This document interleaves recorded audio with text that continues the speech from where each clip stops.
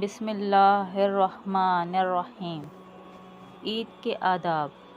اللہ تعالیٰ نے مسلمانوں کے لیے عید کا دن خوشی اور رونق کے لیے بنایا ہے۔ مسلمان اس میں ایک دوسرے سے ملتے ہیں، ملاقات کے لیے جاتے ہیں۔ مسلمانوں کے لیے سال میں 2 عیدیں ہیں۔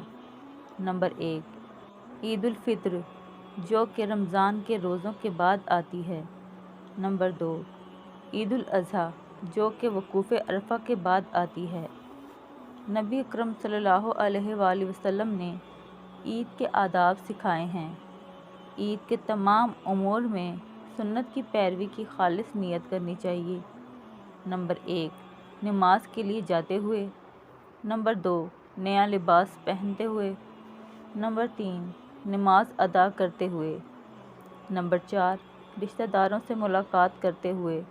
نمبر 5 خوشی کا اظہار کرتے ہوئے ہر مقام پر نیت کو خالص رکھنا چاہیے۔ نمبر 2 عید کے دن غسل اور مسواک کرنا مستحب ہے۔ تمام مسلمانوں کے درمیان جانے کے لیے غسل کرنے میں بڑی حکمت ہے۔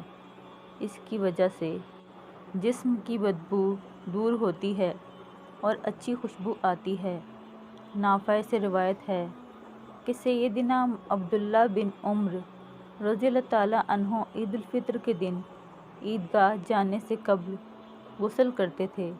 نمبر 3 خوشبو لگانی چاہیے۔ صفائی اور نظافت کی انتہا خوشبو پر ہوتی ہے۔ اس سے انسان کو سکون نصیب ہوتا ہے۔ عید کے دوران بہترین خوشبو لگانی چاہیے۔